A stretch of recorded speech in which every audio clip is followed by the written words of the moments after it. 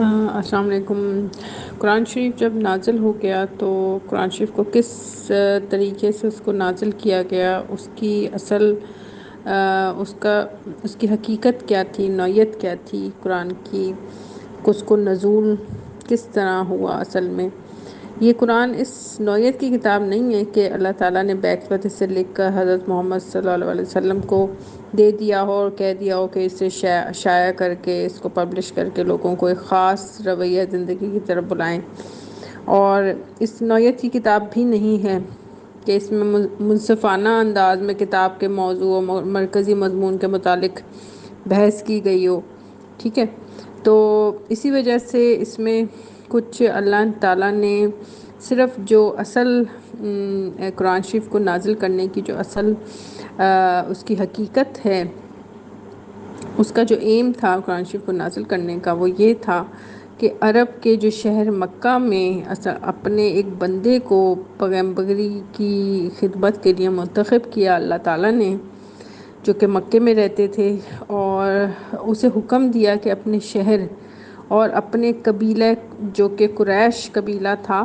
سے دعوت کی ابتدا کریں۔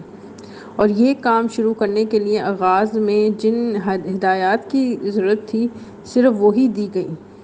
اور وہ زیادہ تر 3 قسم کے مضمونوں پر مشتمل تھی۔ جو 3 ان کے جو آبجیکٹس تھے اللہ کی طرف سے، جو اللہ کی نظر میں جو 3 ایمز تھے، اس کی بنا پر قرآن شریف اللہ تعالیٰ نے حضرت محمد صلی اللہ علیہ وسلم کے اوپر اتارا۔ وہ ایم کیا تھے اللہ کی نظر میں؟ اللہ کے وہ ایم کیا تھے؟ اللہ کا وہ کیا مقصد تھا؟ پہلا یہ تھا مقصد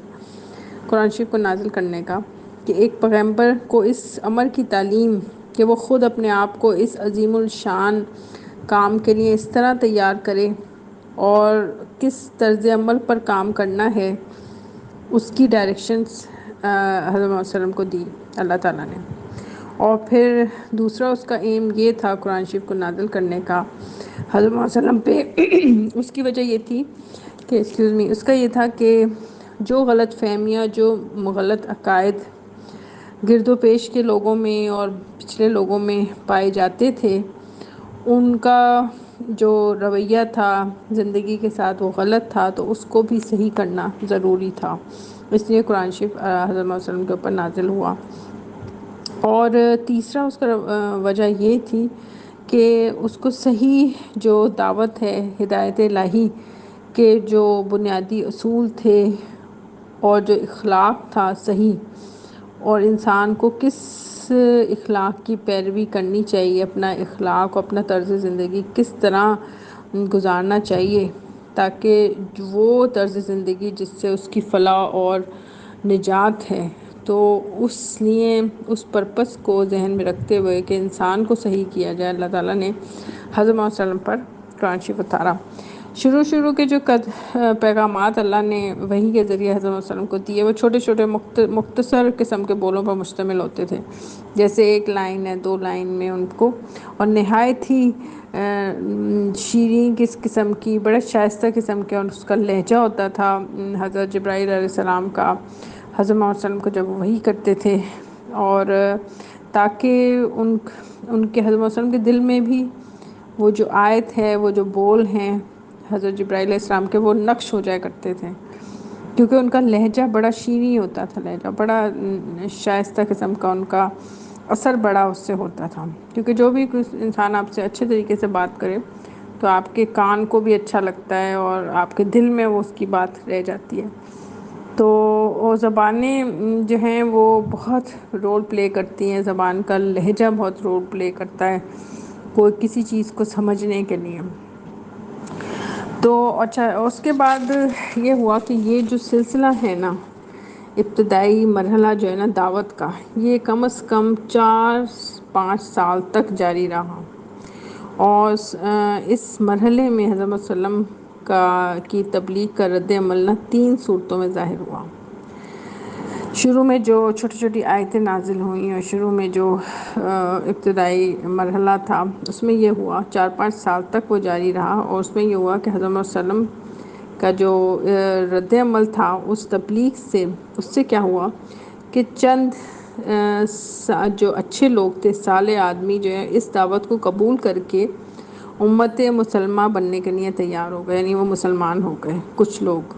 اور نمبر 2 یہ تھا کہ ایک کثیر تعداد جہالت یا خود غرضی یا آبائی طریقے کی محبت کے سبب سے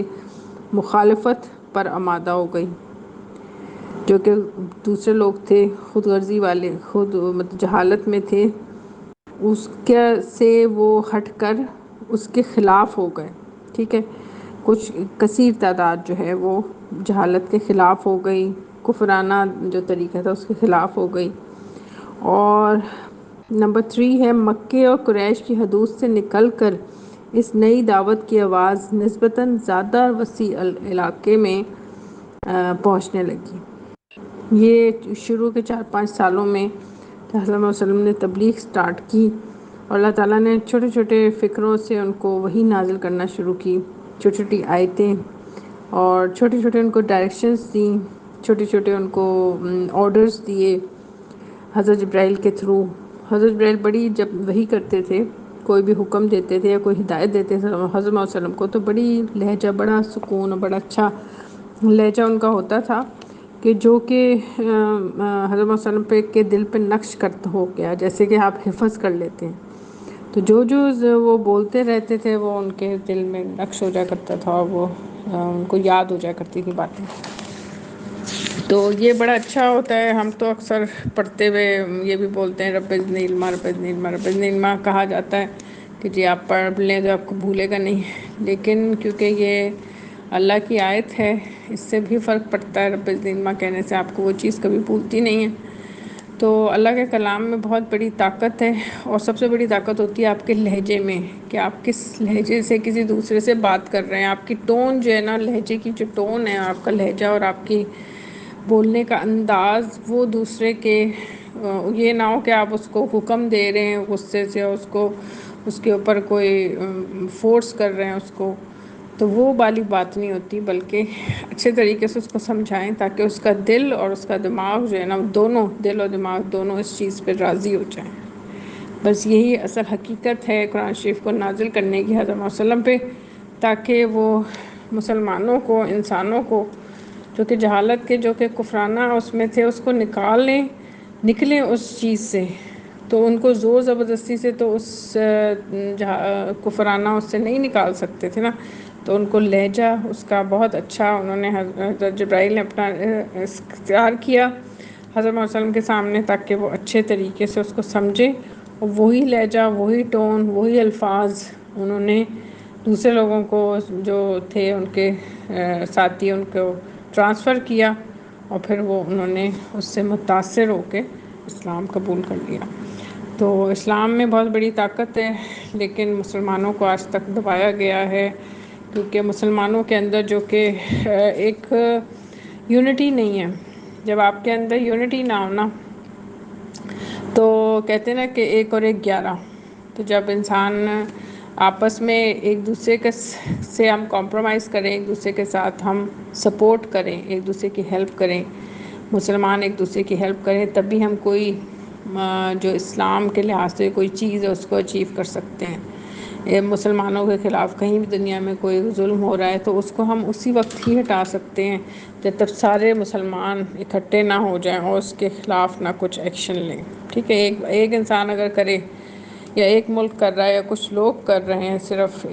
اس کے لیے، تو اس کا کوئی فائدہ نہیں ہے، ٹھیک ہے۔ تو کمبائن ایفرٹ جو ہے وہ بہت رول پلے کرتی ہے، combine effort as compare to individual effort, ٹھیک ہے۔ آپ نے دنیا میں دیکھا ہوگا جتنے بھی لوگوں نے کامیابی حاصل کی، وہ ایک دوسرے کی ہیلپ سے کی۔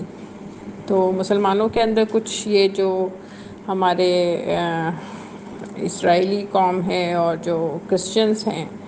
عیسائیوں نے بہت زیادہ، ان کو پتہ ہے کہ مسلمان بہت طاقتور قوم ہے، تو اسی وجہ سے انہوں نے اپنے اس طرح کی سازشیں کی ہیں لوگوں کے دلوں میں، مسلمانوں کو ان کے اسلامی اقتدار سے، جو ان کی اپنی چیزیں اس سے ان کو ہٹایا ہے۔ تو یہ بہت ہی زیادہ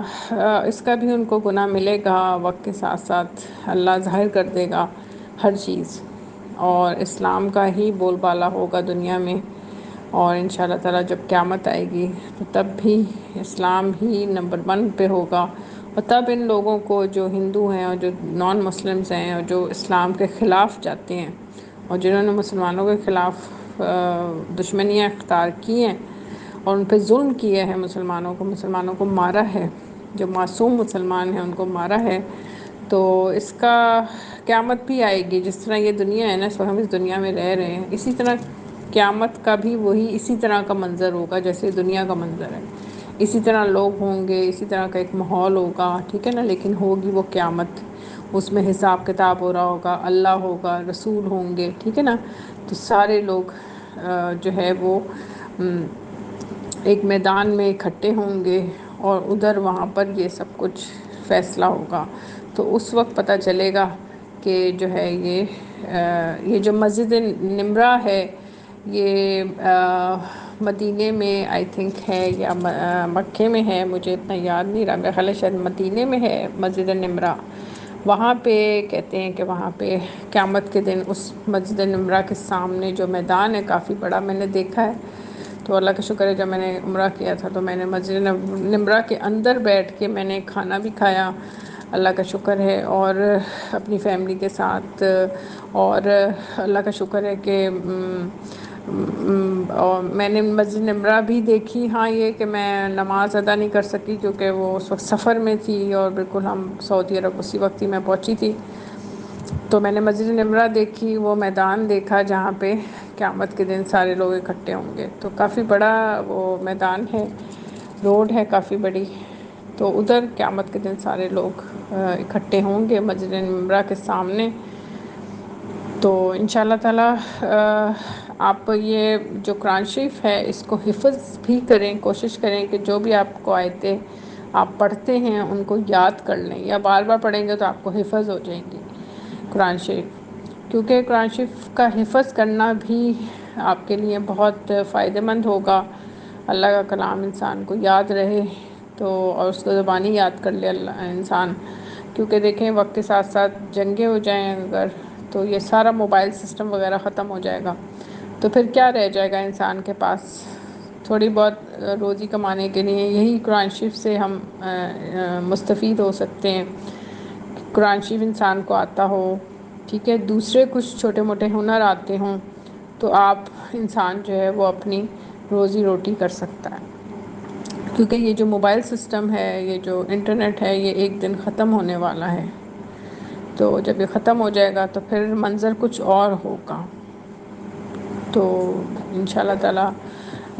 مجھے دعا میں یاد رکھیے گا، پاکستان کے لیے دعا کریں، اور مسلمان جو دنیا میں ہیں، فلسطین کے لوگ، دوسرے لوگ، کشمیر کے لوگ، سب کے لیے دعا کریں کہ اللہ ہمیں قرآن شریف پڑھنے کی توفیق دے، ٹائم ہم نکالیں، صبح کے ٹائم خاص طور پہ 1 گھنٹہ یا کچھ گھنٹے ہم آیتیں پڑھ لیا کریں، یا کچھ نہ کچھ سورت کوئی 1 2 پڑھ لیا کریں، ہر انسان پہ کی توفیق ہو اس کو، اور وہ درود شریف ہی پڑھنے کا معمول بنائیں کہ دن میں آپ کم از کم 11 مرتبہ درود شریف ضرور پڑھیں۔ تو مجھے اجازت دیجیے، اور ہمارے جو پولیٹیشنز ہیں ان کے بارے میں بھی ان کو کے لیے بھی دعا کریں کہ اللہ ان کو ہدایت دے کہ وہ صراط مستقیم کی طرف آئیں، اور پاکستان کو بچانے کے لیے اور پاکستان کی پراسپیرٹی کے لیے کام کریں، نہ کہ اپنی پراسپیرٹی کے لیے کام کریں، ٹھیک ہے، تھینک یو، اللہ حافظ۔